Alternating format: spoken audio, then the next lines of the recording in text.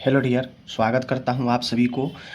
Important topic और जो concept का मैं वीडियो कर रहा हूं उस पर जो है आप लोग को स्वागत करता हूं। ठीक है, देखिए अभी मैं कोशिश कर रहा हूं कि प्रतिदिन आपको ज़्यादा से ज़्यादा एमसीक्यू, ज़्यादा से ज़्यादा कॉन्सेप्ट का वीडियो दिया जाए। ठीक है, चलिए आज हम लोग बहुत ही अच्छे अच्छे क्वेश्चन देखेंगे। ठीक है, चलिए शुरू करते हैं। देखिए सबसे पहले इम्पोर्टेंट चीज़ें समझिए। आपसे एग्ज़ाम में बहुत सारे क्वेश्चन, एक आध क्वेश्चन पूछता है या एक भी क्वेश्चन ज़रूर पूछता है। क्वेश्चन ये कहता है कि वेरियस इंस्ट्रूमेंट एंड उसको स्टरलाइज करने का कौन कौन सा मेथड है।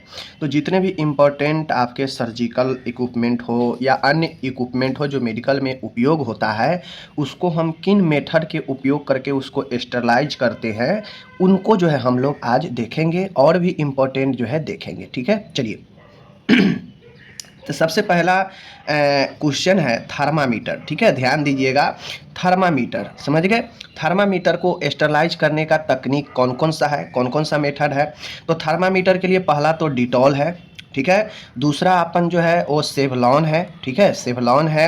नेक्स्ट है आपका लाइसोल है। ठीक है, तो अगर आपसे थर्मामीटर के लिए पूछेगा कि इनमें से थर्मामीटर को किसके द्वारा हम जो है स्टरलाइज करते हैं, तो डिटॉल, सेवलॉन, लाइसोल। ठीक है, इसको आप याद रखिएगा। ओके, चलिए आगे बढ़ते हैं। आगे आता है सिस्टोस्कोप। ठीक है, सिस्टोस्कोप, सिस्टो जो है स्कोप, सिस्टोस्कोप आप लोगों को पता है किसके लिए करते हैं। आप लोग कमेंट कीजिए किसके इस्तेमाल के लिए सिस्टोस्कोप करते हैं।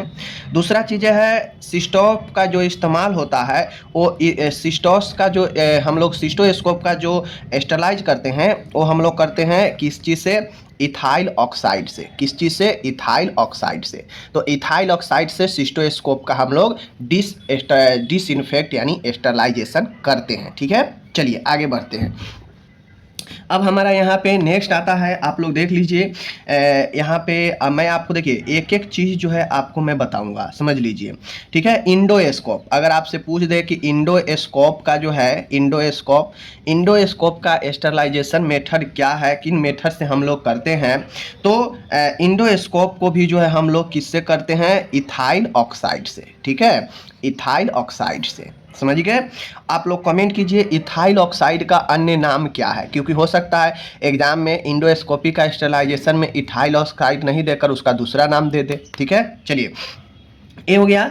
अब हम लोग यहाँ पे चलते हैं। देखिए जैसे आप लोग को मैं एक चीज़ बता देता हूँ, आप लोग इन चीज़ों को याद रखिए जो मैं बता रहा हूँ, समझ गए। जैसे रबर के गुड, रबर के सामान। ठीक है, रबर के जो गुड्स होते हैं, रबर के जो सामान होते हैं जो रबर के बने हुए होते हैं, इसको अगर हमें स्टरलाइज करना है तो किन मेथड से करेंगे, तो इनको हम जो है ऑटोक्लेव करते हैं। क्या करते हैं, ऑटोक्लेव करते हैं। बात समझ रहे हैं चीज़ को, बात समझ रहे हैं। चलिए ये हो गया। आगे हम लोग बढ़ते हैं। आगे आता है माउथ वॉश, आगे आता है अपन माउथ वॉश। देखिए ऐसे ये सब तो हम एमसीक्यू में करा चुके हैं, लेकिन फिर भी एक टॉपिक पर हम लोग करा देते हैं। माउथ वॉश जो होता है विधि, हम अगर माउथ वॉश को अगर हमें माउथ को धोना हो, साफ करना हो, तो किसका उपयोग करते हैं, तो एक तो होता है KMNO4, पोटेशियम परमैंगनेट इसे बोलते हैं। ठीक है, दूसरा होता है H2O2। ठीक है, H2O2। तो इन दोनों को आप लोग ध्यान में रखना है। ओके, चलिए आगे बढ़ते हैं। आगे आता है जैसे हम लोग क्लीनिंग करते हैं, जैसे आपका क्लीनिंग हो गया। ठीक है, क्लीनिंग हो गया या ड्रेसिंग हो गया। क्लीनिंग या ड्रेसिंग में जैसे कोई कटा फटा है, वाउंड है, घाव है, ठीक है ना, जला हुआ मरीज है उसका घाव है या अन्य घाव है, चीरा फरा, तो उसका क्लीनिंग घाव का और ड्रेसिंग हम जो करते हैं वह किसका किसका उपयोग करते हैं, ड्रेसिंग और क्लीनिंग में कटे फटे घाव को हम लोग करने के लिए। तो सबसे पहले अपन देख लीजिए डिटॉल, डिटॉल का इस्तेमाल करते हैं। ओके, उसके बाद हम लोग करते हैं किसका इस्तेमाल करते हैं, बेटाडीन सॉल्यूशन आता है, समझ गए, बेटाडीन सॉल्यूशन आता है। उसके बाद अपन जो आता है वो टिंक्चर जो होता है, टिंक्चर का इस्तेमाल हम लोग करते हैं। उसके बाद अपन जो इस्तेमाल करता है वो कौन सा, एस्पिरिट का इस्तेमाल करते हैं, समझ गए। उसके बाद हम लोग सेवलॉन का इस्तेमाल करते हैं, समझ गए। आगे हम लोग बढ़ते हैं यहाँ पे, तो फिर से देखिए आगे हम लोग किसका से इस्तेमाल करते हैं, मर्क्यूरोक्रोम। ठीक है ना, मर्क्यूरोक्रोम, मर्क्यूरो क्रोम, ठीक है, मर्क्यूरो क्रोम का इस्तेमाल करते हैं। तो कुल मिला के ये सब का सॉल्यूशन है, केमिकल है, जिसका इस्तेमाल हम लोग करते हैं वाउंड को जो है साफ़ करने में। वाउंड को साफ़ करने में आपको पता है, घाव को धोने में हम लोग किसका इस्तेमाल करते हैं, नॉर्मल सलाइन का भी करते हैं, एनएस का, ठीक है। तो ये सब चीज़ें आप लोग को ध्यान में होनी चाहिए, ठीक है। चलिए आगे हम लोग बढ़ते हैं कि हम लोग अगर आपसे एग्जाम में पूछ दे कि भाई मिल्क जो होता है, मिल्क को अगर हमें डिसइंफेक्ट करना हो, मिल्क को अगर हमें डिसइंफेक्ट करना हो तो किसका इस्तेमाल करते हैं। तो सबको पता है मिल्क का डिसइंफेक्ट जो है पाश्चुराइजेशन मेथड से होता है। किस मेथड से होता है, पाश्चुराइजेशन मेथड से आपके होते हैं मिल्क का डिसइंफेक्शन, ठीक है। तो ये चीज़ें याद रखिएगा, समझ रहे हैं। चलिए आगे हम लोग बढ़ते हैं। हम लोग जैसे क्लीनिंग के लिए जो है हम लोग क्लीनिंग फ्लोर, यानी जो फ्लोर होता है जहाँ पे मरीज लोग रहते हैं, नीचे का जो फ्लोर होता है फर्श वगैरह, उसको क्लीनिंग करने के लिए हम लोग कौन सा सॉल्यूशन जो है इस्तेमाल करते हैं। तो एक अपना होता है फेनॉल का इस्तेमाल करते हैं, समझ गए, और एक होता है लाइसोल। इन दोनों का इस्तेमाल फ्लोर को डिसइंफेक्ट या साफ़ करने के लिए किया जाता है, जिसको पानी में मिलाकर किया जाता है। तो ये फेनॉल और ये लाइसोल याद रखिएगा, क्लीनिंग फॉर फ्लोर के क्लीनिंग के लिए, ओके। सीज बाथ, देखिए अपन सीज बाथ आपको पता है, सीज बाथ जो है हम क्यों करते हैं, सीज बाथ क्यों करते हैं आप लोग को पता है। जैसे कोई हेमोरॉइड के पेशेंट है, समझ गए ना, बवासीर का, तो उसको दर्द इचिंग से जो है राहत दिलाने के लिए, पेरिनियम क्षेत्र में सेकाई के लिए, साथ में जो फीमेल का जो जेनिटल एरिया होता है उसमें इन्फेक्शन को भी उससे जो है रोका जा सकता है। मतलब बहुत सीज बाथ का बहुत सारे काम है।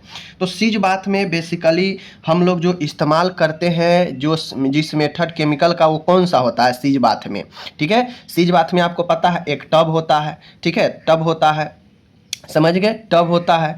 इस टब में जो है आपके पानी भरा होता है, इसमें हम लोग केमिकल रख के इसमें जो है व्यक्ति क्या होता है, बैठता है, समझ गए। तो अब ये होता क्या है, इसमें कौन सा केमिकल का यूज करते हैं सीज बाथ में। तो एक तो हो गया KMNO4 पोटेशियम परमैंगनेट, दूसरा होता है एसोल का, ठीक है, एसोल का, और तीसरा होता है अपना बोरिक एसिड का। ये सब का इस्तेमाल सीज बाथ में हम लोग करते हैं, इसको आपको ध्यान में रखना है, ठीक है। किसका, KMNO4 का, एसोल का और बोरिक एसिड का, ओके। चलिए ए हो गया यहाँ पे। अब आता है फमीगेशन ऑफ रूम, यानी फमीगेशन आप लोग को पता होना चाहिए, फमीगेशन रूम के करते हैं, किसका इस्तेमाल करते हैं। तो फमीगेशन में हम लोग फॉर्मेलिन का इस्तेमाल करते हैं, फॉर्मेलिन का इस्तेमाल करते हैं फमीगेशन के लिए। बात समझ रहे हैं। चलिए ये हो गया। अब आता है यहाँ पे माय डियर जैसे यहाँ पे मैं आपको एक इम्पॉर्टेंट चीज़ बता दूँ, जैसे डिस्पोजल सिरिंज जो होता है, डिस्पोजल जो सिरिंज होता है, इसका अगर हमको डिसइंफेक्ट करना हो, स्टरलाइज करना हो, तो किसका मेथड का हम लोग यूज करते हैं। तो यहाँ भी आपका जो है इथाइल ऑक्साइड ही होगा, ethyl oxide, disposal method ethyl oxide. बात समझ रहे हैं, एकदम अच्छे से समझिए, ये क्वेश्चन सब आपको बहुत ज़्यादा जो है आता है। अब आता है सर्जिकल जो ड्रेसिंग होता है, इसको हम लोग किन मेथड से जो है स्टरलाइज करते हैं सर्जिकल ड्रेसिंग को। तो सर्जिकल ड्रेसिंग जो होता है, इसे हम लोग क्या करते हैं, ऑटोक्लेव जो है, इसके द्वारा हम लोग क्या करते हैं, आप लोग जान लीजिए कि ऑटोक्लेव के जरिए हम लोग डिसइंफेक्ट यानी स्टरलाइजेशन करते हैं। समझ रहे हैं बात को। देखिए एक होता है नॉन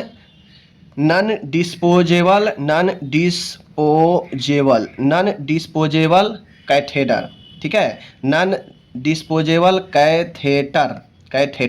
अब इसका इस्तेमाल जो होता है, हम लोग किन मेथड से इसको स्टरलाइज करते हैं, जो नॉन डिस्पोजेबल हो, समझ गए, नॉन डिस्पोजेबल जो कैथेटर हो, उसको हम लोग किससे करते हैं, ऑटोक्लेव से, समझ गए, ऑटोक्लेव से। नॉन डिस्पोजेबल जो कैथेटर है, उस कौन सी विधि से है जो है हम इसको स्टरलाइज करते हैं, तो इसको हम लोग करते हैं ऑटोक्लेव से।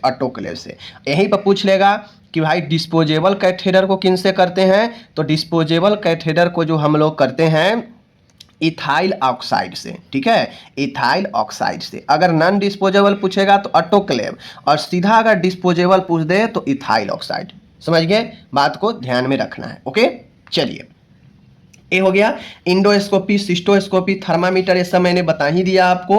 अब आता है यहाँ पे ब्लैंकेट यूज इन हॉस्पिटल। अब जो ब्लैंकेट का इस्तेमाल जो हम लोग हॉस्पिटल में किया जाता है ब्लैंकेट का, उसको हम लोग किन विधि से जो है किन मेथड से जो है हम स्टरलाइज करते हैं ब्लैंकेट को, क्योंकि एक बार बार तो ब्लैंकेट सब के लिए आएगा नहीं, तो जो ब्लैंकेट है उसको हम स्टरलाइज करेंगे किन मेथड से, तो वो होता है फॉर्मल्डिहाइड। समझ लीजिए, फॉर्मल्डिहाइड, याद रखिएगा आप लोग, फॉर्मल्डिहाइड। क्या चीज़? फॉर्मल्डिहाइड। ये फॉर्मल्डिहाइड है। इन फॉर्मल्डिहाइड के जरिए ब्लैंकेट का जो है किया जाता है क्या चीज़? स्टरलाइज। ठीक है, चलिए, ये हो गया। आगे आता है जो अपन डिस्पोजल, जो डिस्पोजेबल आपका आईवी सेट होता है, आईवी सेट जो डिस्पोजेबल है, इसको हम लोग किससे करते हैं, किन मेथड से? तो देखिए, ethyl oxide, ethyl oxide, ethyl oxide, ethyl oxide का यूज बहुत ज़्यादा किया जाता है। जो मैंने आपको बताया ना, इथाइल ऑक्साइड वाला का एक साथ आप लोग जो है रख लीजिए नाम लिख कर, समझ गए। जितने भी डिस्पोजेबल है, जितने भी डिस्पोजेबल, चाहे वो डिस्पोजेबल आपका कैथेटर हो, चाहे डिस्पोजेबल आईवी सेट हो, इन सब का स्टरलाइजेशन हम लोग इथाइल ऑक्साइड से करते हैं। बात समझ गए? जो डिस्पोजेबल हो, समझ गए। ये चीज़ें हैं। जो नॉन डिस्पोजेबल वाला बात आएगा, जो नहीं नॉन डिस्पोजेबल है, जो नॉन डिस्पोजेबल आईवी हो गया, नॉन डिस्पोजेबल कैथेटर हो गया, जो है नॉन डिस्पोजेबल जो है आपका ग्लोव्स हो गया, नॉन डिस्पोजेबल जो है आपका मैंने अभी बताया आईवी सेट। तो जितने भी नॉन डिस्पोजेबल कैथेटर है, इन सब का ऑटोक्लेव याद रखिएगा। ऑटोक्लेव, दो चीज़ याद रखिए, डिस्पोजेबल पूछेगा तो इथाइल ऑक्साइड, इथाइल ऑक्साइड, ठीक है। और अगर डिस्पोजेबल पूछ लेगा, नॉन डिस्पोजेबल पूछेगा तो ऑटोक्लेव, नॉन पूछेगा तो ऑटोक्लेव, और सीधा डिस्पोजेबल पूछेगा तो इथाइल ऑक्साइड। Okay, confirm. चलिए, ये हो गया। चलिए आगे चलिए। अब यहाँ पे ये सारे चीज़ को मैंने आपको बता दिया, ठीक है। अब आपको जो है इसको अपने बढ़िया से क्या करना है, इसको एक बार प्रैक्टिस कर लीजिएगा, आप लोग को जो है एकदम क्लियर हो जाएगा। यहाँ से क्वेश्चन आते हैं, समझ रहे बात को। तो यहाँ पे हम लोग अब नेक्स्ट पॉइंट पढ़ते हैं। नेक्स्ट क्या है?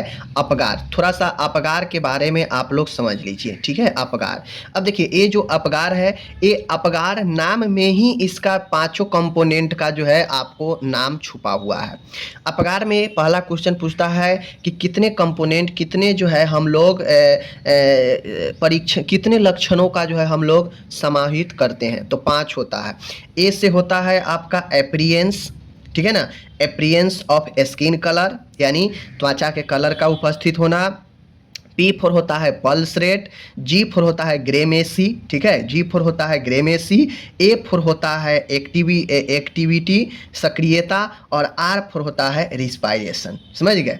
एक्टिविटी में मसल स्टोन का आता है, समझ गए। ग्रेमेसी में आपके रिफ्लेक्शन आता है, प्रतिवर्त, और पी से पल्स रेट, हृदय गति का।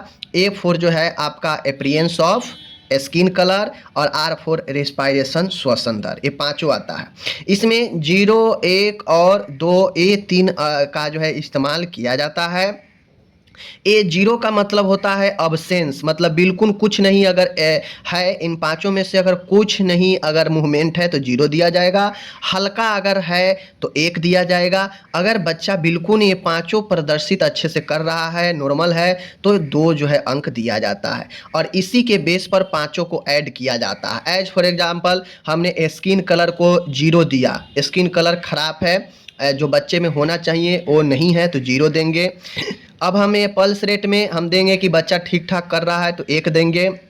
ग्रेमेसी में भी ठीक ठाक कर रहा है तो 1 देंगे। और जो अपन एक्टिविटी है, जो पेशीय तान्यता है, वो नहीं सही से कर रहा है तो 0 देंगे। रिस्पायरेशन बहुत ठीक है तो 2 दे देंगे। 2, 3 और 4, ये हो गया अपन 4। तो ये 4 जो बताता है कि आपके बच्चे संकट के अवस्था में है। बात समझ रहे हैं ना? बच्चे आपके संकट के अवस्था में है, समझ गए। अधिक से अधिक 10 मिल सकता है, समझ गए। अगर पांचों में 2-2 मिल जाएगा तो 10 मिलेगा, ज़्यादा से ज़्यादा। समझ रहे हैं बात को? ध्यान दीजिएगा यहाँ पे। तो 8 से 10 वाला जो मामला होता है, 8 से 10 वाला जो होता है बच्चा है, बिल्कुल ठीक दिखा जाता है, समझ रहे हैं।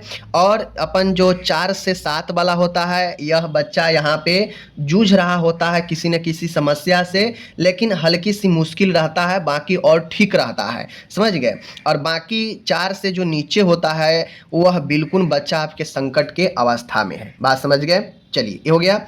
अब हम लोग आगे बढ़ते हैं, ठीक है ना। देखिए एक आता है, आप लोग नाम सुने होंगे 4DS का।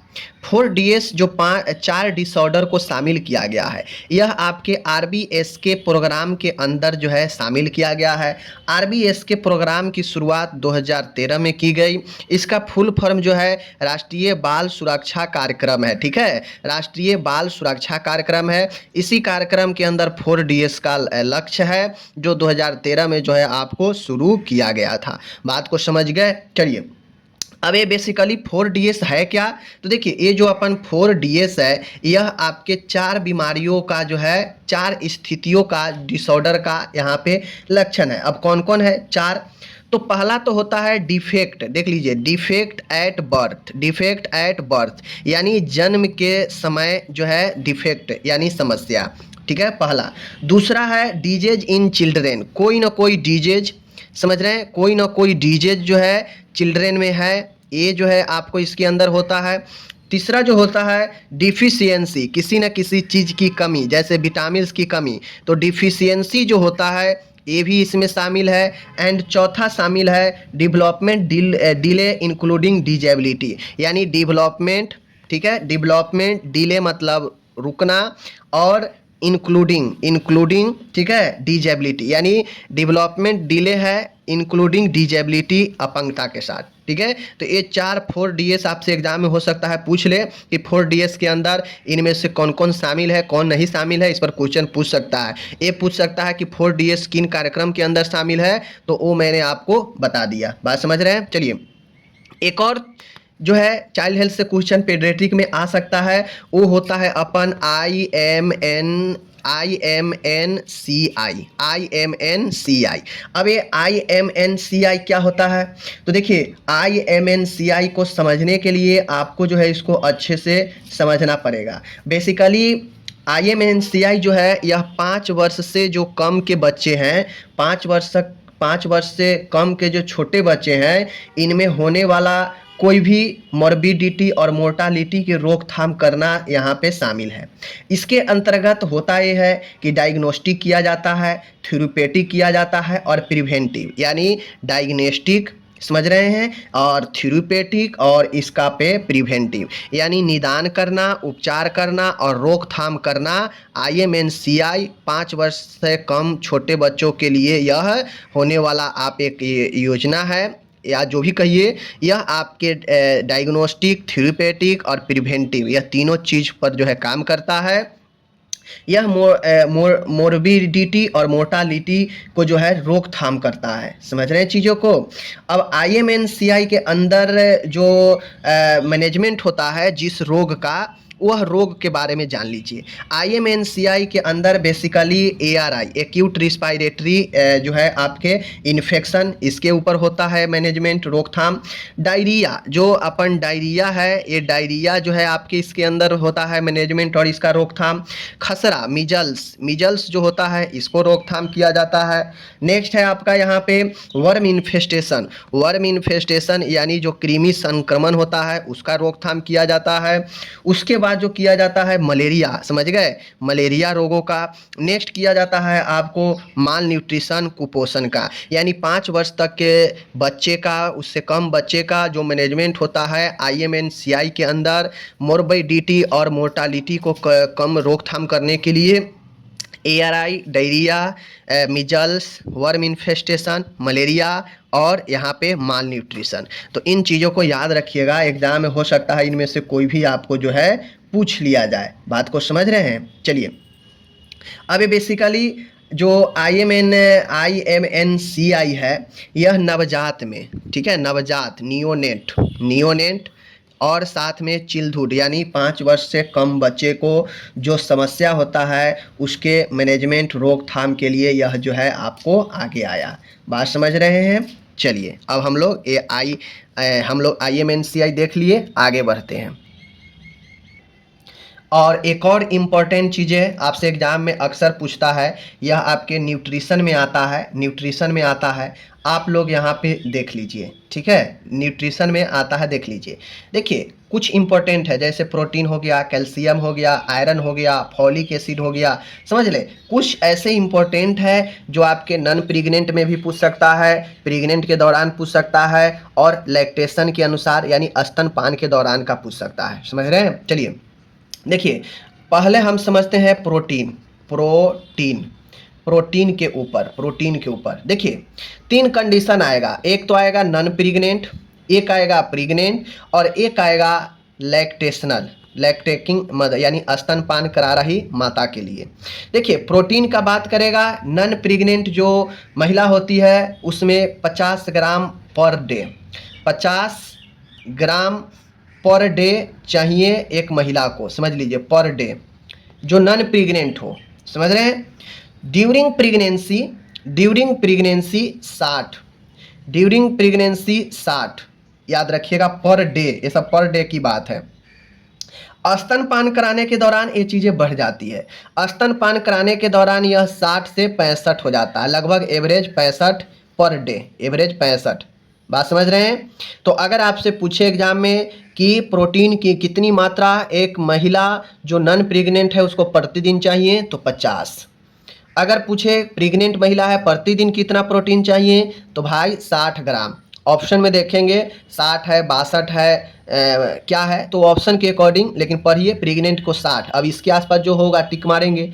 लैक्टेटिंग का बात करेंगे तो 65 एवरेज हम लोग मानते हैं, 66 दे देगा तो 66 हो जाएगा ऑप्शन में। तो इस अनुसार ये हो गया प्रोटीन, तीनों कंडीशन में प्रोटीन के बारे में पर डे मैंने बता दिया। अब आता है अपन यहाँ पे महत्वपूर्ण है, वो है अपन कैल्शियम, ठीक है, कैल्शियम।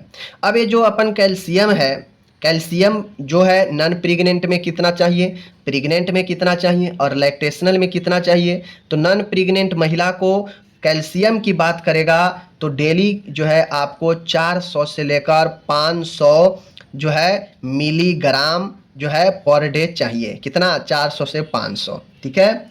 अगर बात करेगा प्रेग्नेंट में, तो प्रेग्नेंट में यही 1000 मिलीग्राम पर डे जो है आपको चाहिए, समझ गए। और यही बात लैक्टेशनल में करेगा तो आपको 1500 mg पर डे। बड़ी आसान है, 400 से 500 नॉन प्रेग्नेंट नॉर्मल महीना में, प्रेग्नेंट महिला में 1000, 500 से बढ़कर 1000 हो जाएगा। और चूंकि लैक्टेशनल में महिला को खुद के लिए भी चाहिए और उसके बच्चा को भी पूरा करना पड़ता है, तो वहाँ पे बढ़ जाता है। तो ये 1500 mg मतलब मिलीग्राम पर डे, समझ गए। तो इन बातें को ध्यान में रखना है, ठीक है। आगे हम लोग फिर से बढ़ते हैं, इम्पोर्टेंट है आयरन। देखिए जो एक महिला के लिए ज़रूरी होता है वो मैं बता रहा हूँ।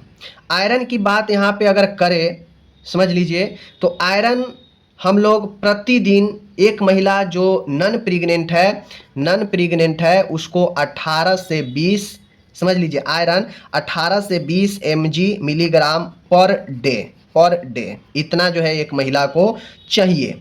आगे बढ़ते हैं हम लोग, चलेंगे हम लोग ड्यूरिंग प्रेगनेंसी। तो ड्यूरिंग प्रेगनेंसी का हम लोग बात करेंगे तो ये जो है 40 mg per day, 40 mg per day. Lactational में हम लोग चलते हैं तो यही लैक्टेशनल में कम जाता है, लैक्टेशनल में 30 mg पर डे जरूरी चाहिए। तो इस प्रकार से आयरन नॉन प्रेग्नेंट 18 से 20 समझ लीजिए पर mg पर डे। देखिए कभी कभी लोग यूनिट में भी फंस जाते हैं, mg के जगह पर gm दे देगा तो फंस जाइएगा, समझ लीजिए। यहाँ हो गया प्रेग्नेंट में 40 mg, चूँकि प्रेग्नेंट के दौरान आयरन की मात्रा ज़्यादा चाहिए, नहीं तो आयरन डिफिशियंसी एनीमिया हो जाता है। लैक्टेशनल में यही कम जाता है तो 30 mg प्रति डे चाहिए। आयरन हो गया, याद रखिए, सब लोग लिख लीजिए, नहीं तो स्क्रीनशॉट ले लीजिए। आगे हम लोग यहाँ पे अब बात करते हैं फॉलिक एसिड। क्या चीज़? Folic acid. फॉलिक एसिड की बात हम लोग करते हैं तो फॉलिक एसिड अगर हमसे नॉन प्रेग्नेंट की अगर बात करें, नॉन प्रेग्नेंट, तो फॉलिक एसिड 200 mcg, ठीक है, माइक्रोग्राम पर डे।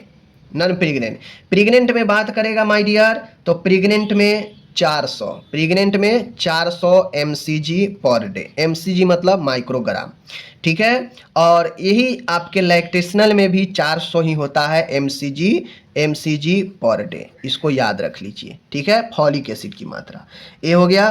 तो आपको इन सारे चीज़ को हर हाल में ध्यान करके रखना ही पड़ेगा, ओके। अब हम लोग यहाँ पे कुछ एक और बात कर लेते हैं भाई, कैलोरी की। कैलोरी का भी हम लोग बात कर ही लेते हैं, जिक्र कर ही लेते हैं। कैलोरी, कैलोरी, ठीक है, कैलोरी।